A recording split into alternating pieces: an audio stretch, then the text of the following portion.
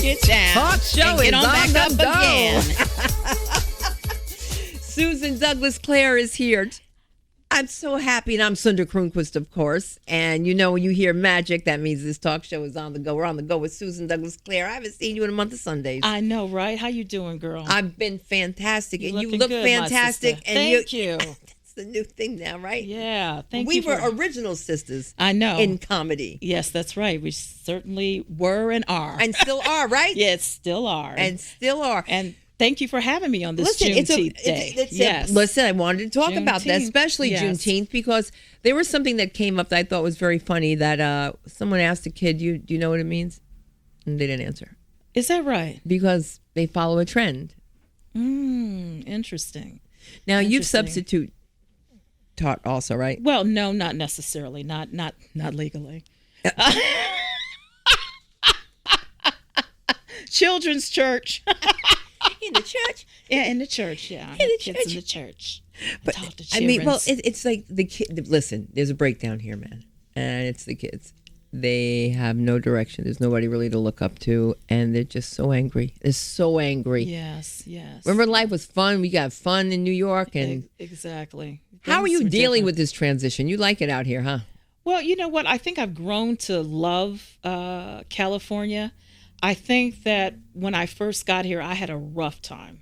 I mean, I wanted to turn around and go back for about, I don't know, the first 15 years. Right. But that's it. The first 15 does it. Yeah. So then this last 5 years, I've decided, you know what? It's kind of nice here. It's breezy. It's open. you know. So I kind of, I've grown into California, but maybe not necessarily the comedy scene because it's so different back east.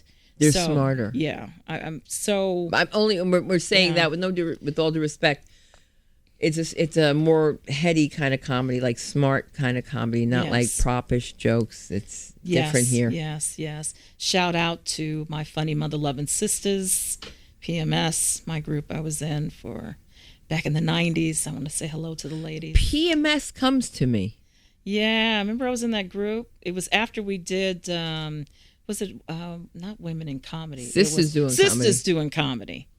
And then we got another group, and it seems like we were doing our group before Sisters Doing Comedy. Probably. Yeah. I was always doing something. Yeah. We're always doing something. I was always doing something instead of just doing the spots like everybody else did. I wasn't focused on that the way I should have been. Well, then again, like when I met you, we were both auditioning for Silver at the Improv. Oh, Lord have mercy. And we both got in, but it was so weird. They used to have these shows. Remember, the Improv closed down, and they did these shows that were they were in a restaurant, and there was like a curtain hanging. You know, I remember ordering calamari. Yes, it was a Sunday afternoon. Right, and I ate. And so on your back was to the window, which was to the street. Right. Which was it was different. It was it wasn't like the Improv here. So things are different. But New York will always be alive. And I heard now it's so bad. But, look, just going back to comedy and the way things have been, I remember worried about talking about Mayor Barry smoking crack. And now we're talking about everybody's crack. Exactly. Now, exactly. I don't think that I'm how far can we get up there, crack? Oh, my God. It's disgusting. And munching. Yeah. Why? And I like to cook and I like food, but this is disgusting. I know. Everywhere you go, you can't get away from it. You can't get away from it. They don't want to get away from it. And you know what? When they made the Laugh Factory make me work clean, I remember I got a lot of beef from people. They were like, why are you doing this? And it wasn't my decision. But that's not the point. The point was, boy, did I make a lot of money that year. Interesting. Well, I went from doing, I wasn't You were really, never dirty. I was never dirty, but I did, occasionally do some curse words and say a couple little things. And so I thought, I know me. I look so naughty. Girl, not me. My shadow.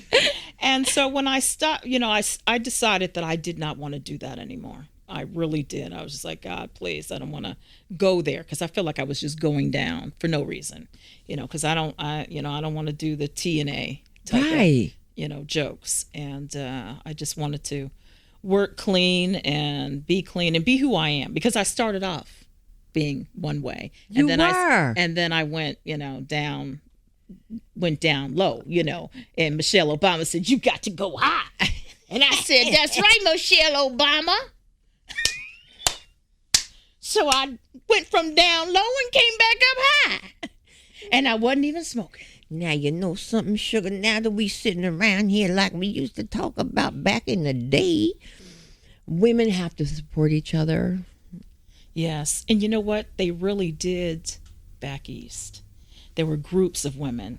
People hung out, even male and female comics. Yeah. They always hung out. I don't see that much of it out here. I don't know if it's because we're more in a driving area that everybody's driving. They were never nice to me in New York and hung out with me, though. Now that I think about it, now that it's all over with. You hung out with me. But, yeah, I could. Yeah, let me tell you what Susan did for me. She did a wonderful thing, and I bet you're not even aware of it. But for me, it was when cable came out. Hate to go back that far.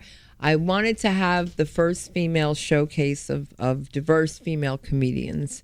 And that was the Femme Fatale show that I was doing. And I had saved all that money. And it was so much money then to have the production crew come out to the DoubleTree guest suites. And all of my white comedians had confirmed that they were going to be on that. It was Jill Dalton, oh my God, Marla Schultz. It was Eve Sadoff. It was Corey Kahaney. And on that day, about a half hour before taping, after I came out of hair and makeup, they made a joint decision that they were not going to go and do this for television for whatever reasons. They'll take up a collection to pay me for my production. I was like, what are you like, you guys are kidding me, right? Like, you're not doing this. That was a big show I had on Broadway. Think about it. I was young. I was a whippersnapper. And I was banging out those shows. I would do a show at Stand Up New York, and then come to Broadway at the DoubleTree Guest Suites Hotel and do two Femme Fatale shows a night on the weekends. I worked Thursday, Friday, Saturday. That's how I did it. One show Thursday, two shows Friday, two shows Saturday. And those girls pulled out on me, and I'll never forget that as long as I live. And that's why Susan Douglas Clare is sitting here. And it's not because she's black. It's not because she's a woman. Hold on. It is Juneteenth. You better have somebody who's black on your show on Juneteenth. Okay, black. Go on. I'm black. But who came up on that show that night? Obviously, it must have been me. That's right. And they, I never left you hanging. They made fun of Joan Jaffe. They used to say things about her, and she is on Orange is the New Black right now. She's the one that got me into the Friar. She was a wonderful person. And I remember that saying, well, she can't do anything. I mean, what she Susan? And I said, Susan Douglas Clare is funny. I already said that. I said, Susan Douglas Clare is funny. I don't need you.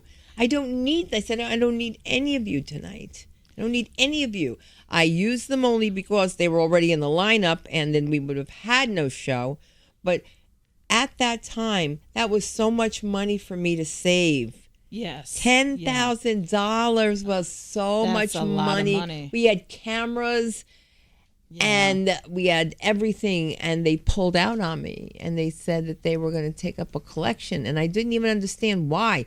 And I think Corey was banging somebody that had gone out with Eve or something or whatever. This is white girl stuff. You know what I'm saying? And I'm a businesswoman when it came to that, because I always knew my handicap, born with it, and not very nicely accepted in the comedy scene with some of our own.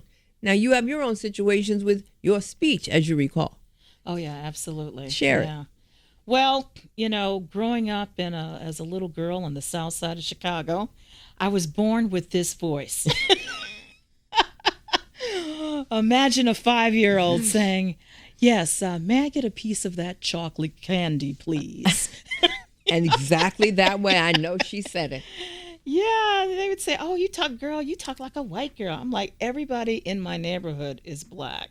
So I don't know what you're talking about. And my mother would have smacked me. If you sounded any other way. Using that bad English. What is wrong with you? Kick your little ass. How's your little Hershey Kisses doing? Oh, no, you didn't. I don't even do that no more. No, she didn't say that. Because I still have people who remember you.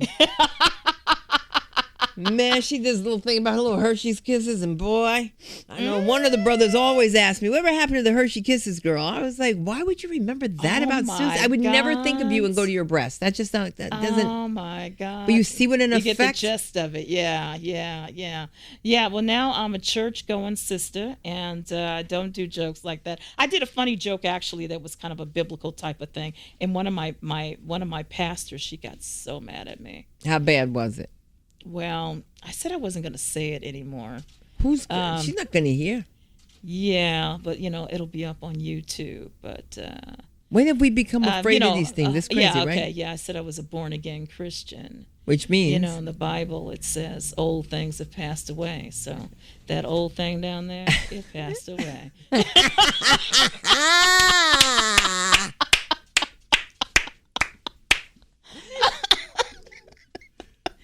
Listen, when you become new in Christianity, the old things have passed away. So it's happened. So it's brand new. So it's Frank and Frank. So how is that dating scene out here in Los Angeles? It must be something interesting. Well, it's funny you should ask that, because for some reason I had, and this is a true story.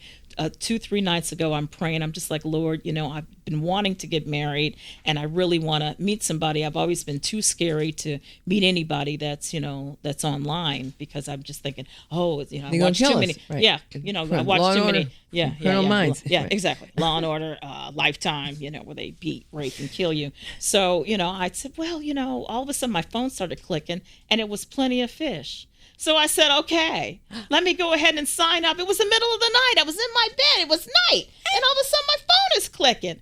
So I'm just like, okay, I'm going to sign up. I'm going to meet people. But then I'm seeing these people, the next day I'm like, why are these guys all in white T-shirts?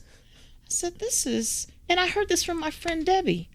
And it's not Plenty of Fish, girl. It's Plenty of Felons. Oh my God! Dressed in that white T-shirt. And you're a femme fatale. It's like, what is going on? Well, let's talk about that. Considering the fact that my background in criminal justice. Yes. Let me tell you, when you're working in that prison, looking around, some fine brothers up in there. I know, girl. They don't complain. They tell you nice things about yourself. They like the lunch you bring. Ironically, I got a guy here who came to me from someone, and they said, "Were you afraid to teach a felon?" And I said, "Well, did he kill somebody?" Because that was the first question. The second question is, how can I get another fur coat when I get back to New York? I'm just kidding on that. I took him on, and I want to tell you something. He stayed on. He stayed clean, and I believe in my heart of hearts that maybe, comedy can do something for recidivism and stop the rate of brothers going back to jail if they can find something to do. You can't get a job once you get a record, but that's not the point. Talking about put the needle on the record, he met his wife in jail on the cell phone. In T-shirt, you talk about white T-shirt. You in the movement now. So is there anyone in particular in your movement that you're interested in your little felon? No, not yet. But I did, I did a show in Rikers. I did a show at Rikers Island with a group of Don't tell me people what that as a began. sketch comedy. And this guy came up to me, and I was just like, oh, my God, this guy is, he is fine. He is looking fine. He rolled up to me, and he was just like, hey, girl, how you doing? I said, I'm all right. How you doing? I said, what you doing here? He goes, oh, I'm just hanging around. And all of a sudden, I heard somebody go, hey, you, 547-321, get back in line. Because, at Rikers, they got their regular clothes on. How you going to know? You don't know. And he was good looking too. He had regular clothes. I had never been in the jail before. So I thought they were going to be wearing striped stuff back in the day when we watched some old movies. I thought they would wear stripes and stuff. Or, have a jumpsuit on or something. Regular clothes at Rikers, baby. Rikers Island in New York. Yep. So when we going back? Pen pal.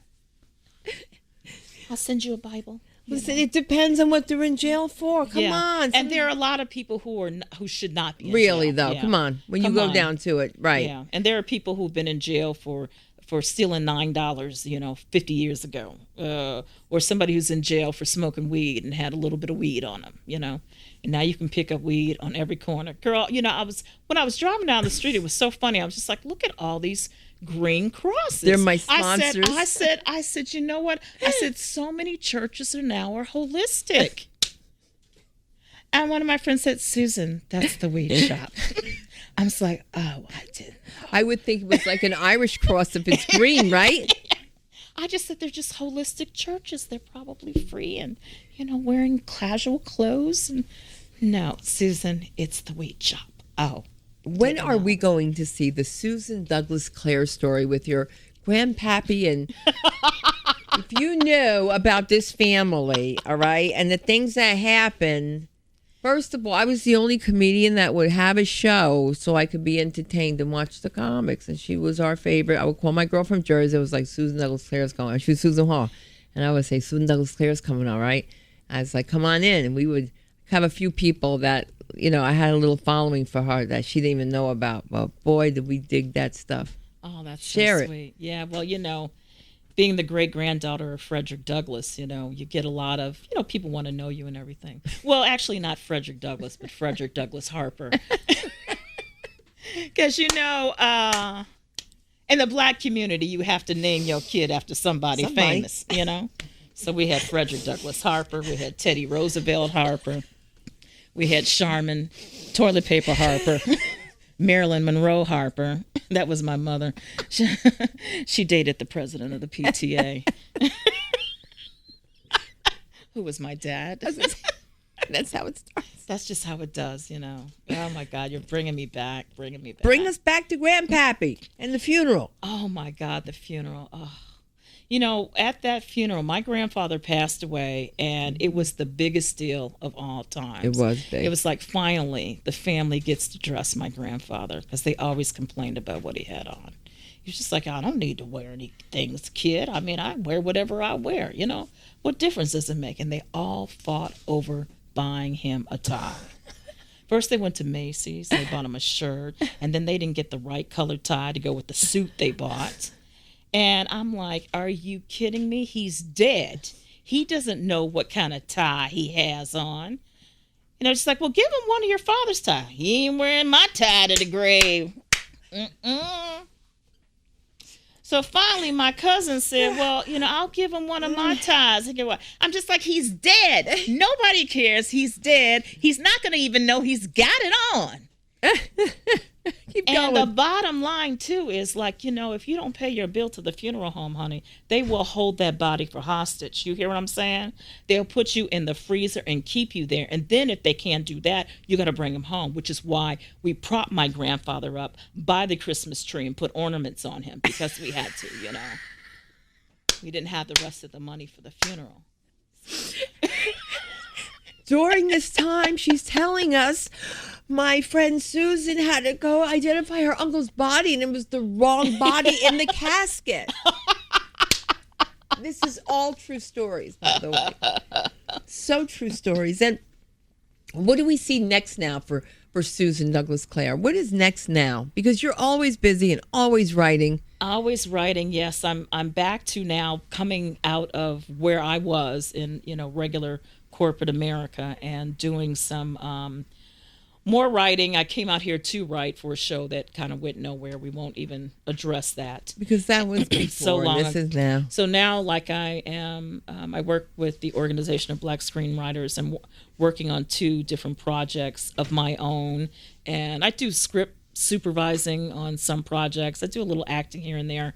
And, just writing, just doing more writing and screenwriting. That's what I'm definitely into. And hopefully later on, I want to do a nonprofit where I'm helping children after school and That's having the need arts, from comedy to writing to singing and painting and, all different kinds of things that will kind of like open them up, writing poetry, doing, some spoken word. Yeah, absolutely. That's wonderful. Yes. Definitely. And I got to tell you something. With the wealth of talent you have to offer, I can't wait to see what's coming up. And I truly can't wait to see you do a sketch about Pappy again. And where can we find you when we look for you on social media? Where can we find you? Well, I'm at Susan Douglas Clare on Instagram.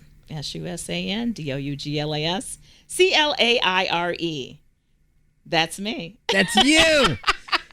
That's and you. a big shout out to a group that I'm in, 12 Creative Women. So just wanted to say hello to them. Great. 12 creative women, and I'm sure they're going to be creating wonderful things because with this talent, you're going to see a lot.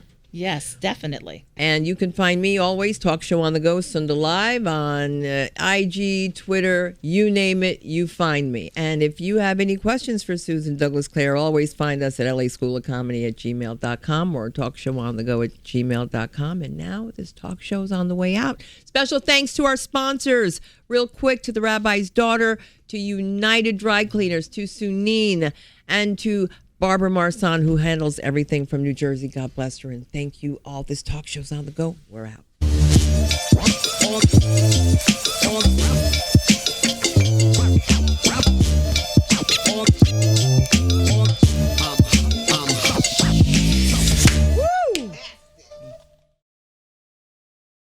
Shout out to Moms Mabley on this Juneteenth day. Her legacy, she's the reason why I started doing comedy as a child, watching her and listening to her all of her comedy. And I just want to say that. Love Moms Mabley and all you Moms Mabley fans. That's right. Ditto.